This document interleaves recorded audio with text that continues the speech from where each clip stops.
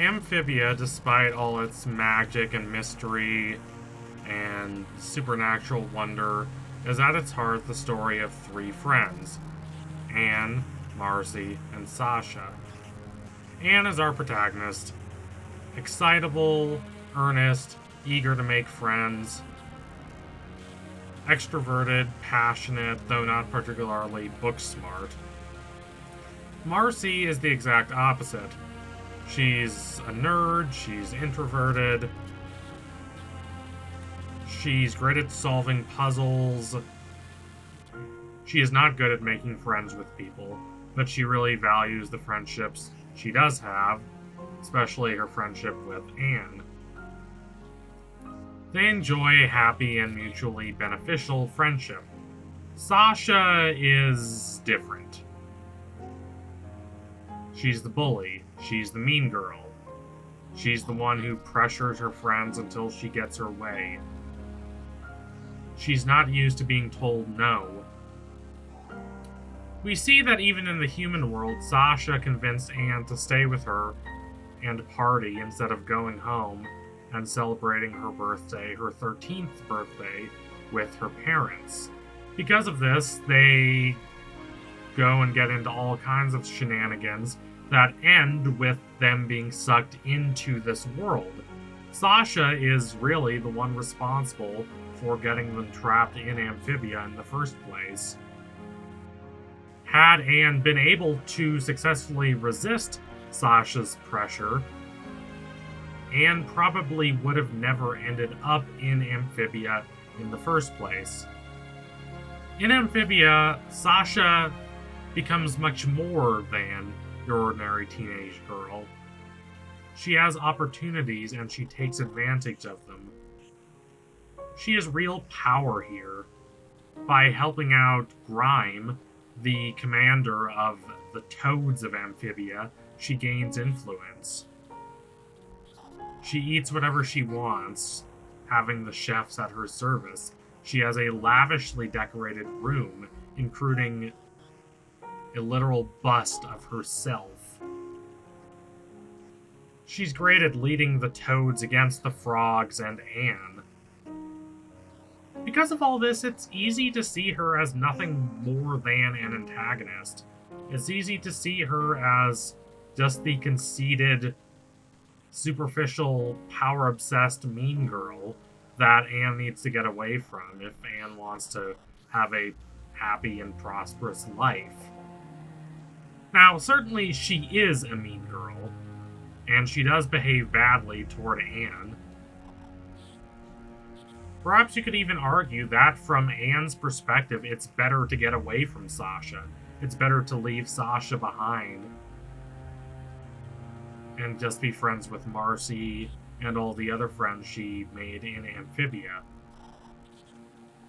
But where exactly does that leave Sasha then? You could say she should be redeemed, and maybe she should be, but I'm less directly interested in that than I am interested in who she is, what drives her, and what she really cares about. She's probably my favorite character in this show by a significant margin, in part because she's not a straightforward good character by any means, but she is capable of good actions. Whatever else you want to say about her, her care and concern for her friends is sincere. Anne grows to see their friendship as just Sasha manipulating her, but Sasha literally, genuinely does not see it that way. Sasha sees the friendship as genuine. If you asked her if she cared about Anne, or would she protect Anne, she would not hesitate for a second before saying yes. If I had to describe her, I wouldn't call her evil, not really. I'd call her ambitious, type A, driven, manipulative. A bit cold. Really daring and bold. In short, she's basically a Slytherin to Anne's Gryffindor and Marcy's Ravenclaw. I understand these Harry Potter categories have limited usage, but I can't think of a better way to concisely describe Sasha. She's motivated and villainous, committed and conniving. She's very strategic. These tend to be categories associated with villainy, but they don't have to be. There's no reason for them to be. Just as being a Slytherin does not make you necessarily evil, these are not necessarily villainous characteristics. Now, are villainous people more likely, perhaps, to have these characteristics? Perhaps you could make a case for that. But having them doesn't make you a bad friend, and it certainly doesn't make you a bad person. Most successful leaders and politicians, good and bad, have these characteristics to some extent. What I'm getting at is that there is both a dark and a light side to this personality type, and Sasha fascinates me because she exemplifies both these sides. What is Sasha's first appearance in the series, chronologically speaking, I mean? It's the flashback we get during the last episode of the first season. It's before she even pressures Anne. We see Anne being tormented by a bully, and we see Sasha go and run off the bully. Sasha is protective of Anne, and she gets Anne's food back. At first, the bully isn't afraid. At first, the bully refuses to be intimidated. But then Sasha raises the possibility of the bully not getting invited to a party at Sasha's house, and so the bully backs down. So far, nothing special, nothing unusual. Nothing perhaps but rich girl posturing, even if it's done for Anne's benefit. But after the bully relents, Sasha leans over to Anne and says a very interesting line about needing to speak the bully's language. In saying this, she's separating herself from the value systems of the bully. She's saying, I'm not like that. No. They're shallow and materialistic people, but I'm not, Anne. I value my friendship with you above all. Now, this is not to say that Sasha doesn't value material pleasures, but unlike a lot of these typical rich girl characters, her power doesn't really come from her wealth. It comes from her power to persuade, to convince other people. Think about what happens to her when she gets dropped into Amphibia. She has no power, no status, no wealth. If she was nothing but a vapid rich girl, she'd be doomed. But she's not. And this demonstrates how her power and her popularity are not only based on her wealth. In this new world, she thrives, arguably even more than Anne. In this new world, Sasha becomes powerful. She becomes an influential person. And what's fascinating is that she doesn't gain power by being cruel, like a typical rich girl bully character would. No, she gains power by encouraging people.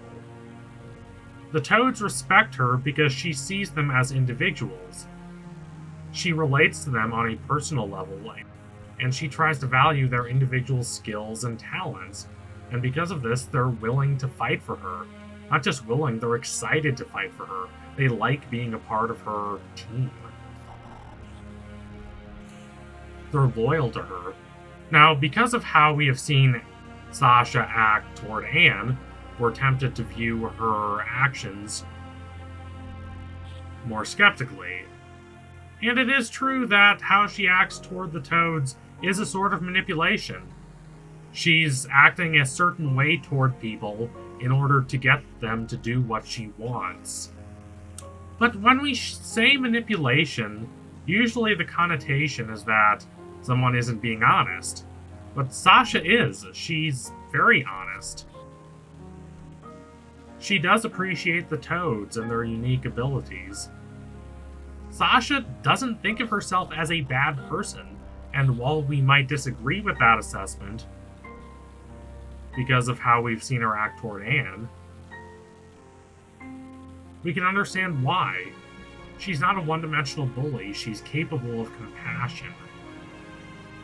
She's a caring leader whose power comes not from making others fear her necessarily, but by making them love and appreciate her. So in her, we see a lot of positive sides of this personality type. She's driven and determined, and she knows how to achieve her goals. Whenever she sees something that she wants, she comes up with a strategy to go out and get it. She cares deeply for those around her, and she uses the cleverness she has to protect her friends, like we see with Anne at the end of Season 1. Calling her a cold, heartless person is, as such, not particularly accurate. Still, there's no denying that Sasha still embodies the negative aspects of this personality type as well. She's a control freak. Twice we see her attempt to just shut Anne down. We get an extreme close-up on her eyes. The screen around her eyes goes dark, and she says, "End of discussion." Despite her positive qualities, she's self-aggrandizing. She's arrogant. She cares significantly more about her own point of view than the point of view of other people. She doesn't think of them as people with as much agency as she has. Hopefully, she is able to navigate beyond the negative aspects of her personality while keeping her drive, her ambition, and her commitment to really protect those she cares about. Either way, however, she's a fascinating character. It's not that she's not a mean girl necessarily, but she's not only a mean girl. That two-dimensional stereotype does not really do her justice. When Anne decides to leave Sasha and go off on her own and forge her own path, Sasha is genuinely hurt. She wonders if maybe Anne really is better off without her.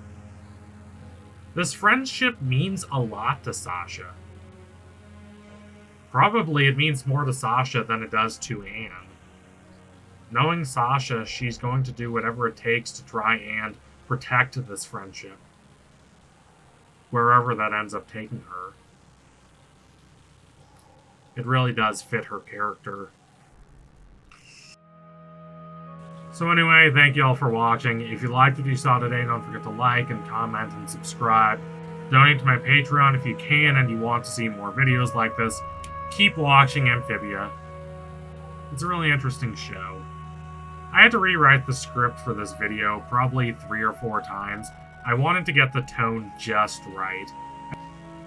I didn't want to come off necessarily like I'm defending Sasha's horrible treatment of Anne, but I did want to express that she's more than just a simple bully.